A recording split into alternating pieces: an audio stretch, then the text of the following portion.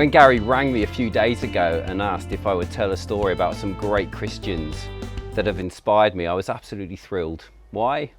Well, I think there are millions of untold stories about Christians who have served God faithfully, whose faithfulness has caused a ripple that has had a huge impact on God's kingdom. And I think these people and their stories are fantastic because they show that we all can be used for God's kingdom in ways that are far greater than we can ever imagine. You know, the Bible is littered with stories of people who have this massive impact but are relatively anonymous. And two of these people who I think fit this bill are Ananias and Zebedee. Ananias is mentioned just once and was the man who was called by God to go and pray with a man that was temporarily blinded by God on the road to Damascus. And that man who Ananias prayed for was, of course, Paul, who went on to become one of the great early church leaders.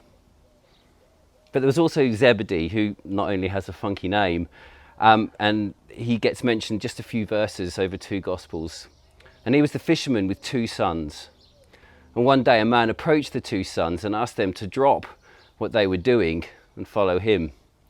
The sons left their boat and never returned. And those who know the Bible would probably guess that those two sons had the names of James and John. And these two men went on to become key disciples of Jesus.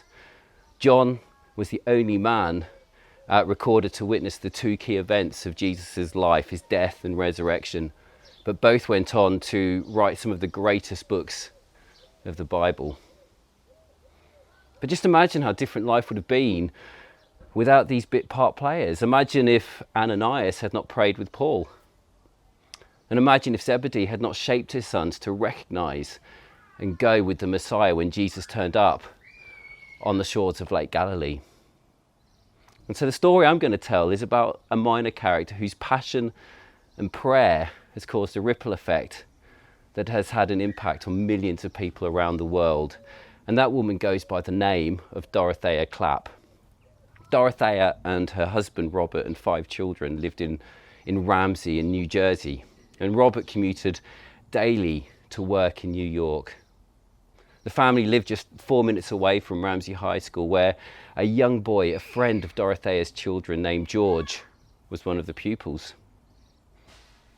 During the war years in the 1940s, petrol was rationed, so rather than travelling to another church, Dorothea and Robert started a church in their home, as there was no Bible teaching church in the area. The church included this Sunday school, a youth work and a Bible club for the local elementary school. And Dorothea would pick up children in her car after school and drive them to the Bible club. She particularly had a great burden and concern for overseas mission and prayed specifically that some children from that school and Bible club would become missionaries. Several actually went on to do that, including that boy who I mentioned before. His full name was George Verwer. After George became a Christian, he too shared Dorothea's passion to see the good news shared in all corners of the world. And he started up a mission called Operation Mobilisation, or OM for short. That mission, over the last 50 years, has seen the good news about Jesus proclaimed in over 100 countries through placing people in long-term and short-term mission into areas of unreached people. They also have this ship, the Logos Hope, that travels around the world, encouraging churches, runs mission in the port that they dock at. And my experience is that they also build the church leaders of the future through the crew. This massive organisation started with the passion and burden of one man, George Verwer. However, what if Dorothea had not been praying for George? Would OM ever have begun? And what I find so lovely about this simple story is that it tells of ordinary Christians faithfully serving with results that I have no doubt exceeded Dorothea's expectations. And like Ananias, like Zebedee, Dorothea was doing something that probably felt small and insignificant.